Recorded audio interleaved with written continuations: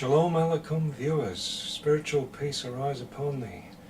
My name is Nicholas Mansfield, my channel is Islam versus Christianity versus Judaism, and the subject matter of my forthcoming presentations for YouTube is Abraham.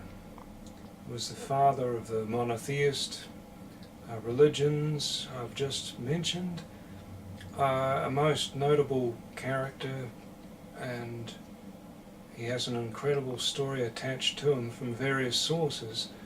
Now, if one goes to the Bible and tries to read that, you'll end up like I used to be, quite confused. 3 different accounts about Abraham, and they're not the same, or are they? There's some very peculiar things, contradictory things. One account says, do not go to Egypt. One account says he went to Egypt. There are other sources from Jewish legend known as the Genesis Rabbah. It seems to be what's referred to in the Qur'an as stories which the Jews basically largely forgot. It's referred to also by Jerome in passing, and these stories are sort of a debased version of what's in the Qur'an, basically. Accounts of Abraham's period when he was in his father's house in, basically what became Babylon,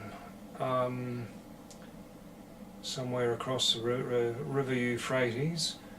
And yeah, you've got a number of sources there in the Qur'an, in the Mosaic Torah, account of Genesis, and it's also mentioned by Joshua in one particular verse, and there are some offhand references to Abraham, of course, in other works of the Bible and in the Islamic literature, most notably say al-Bukhari. In the hadith there's some other hadiths, of course. So, where do you go to for these sources to reconcile them? It was something that puzzled me for a long time, and I had to get to grips with the Hebrew to try and realize the context of these verses and put the story together in terms of a chronological time frame. And there are, unfortunately, large periods of his life which are simply non-existent in terms of the literature. So there's a bit of guessing to be had, but what I've focused on for the last couple of years has been assembling the basic story under those criterion, and just coming up with the best possible translation I can make. Some of the material has come from the Hebrew, some from the Arabic.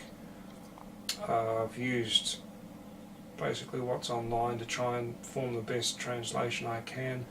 Resources have come up like Tyndale House's Step Bible, where you can compare the Dead Sea Scrolls, the Samaritan Pentateuch, Masoretic text all together.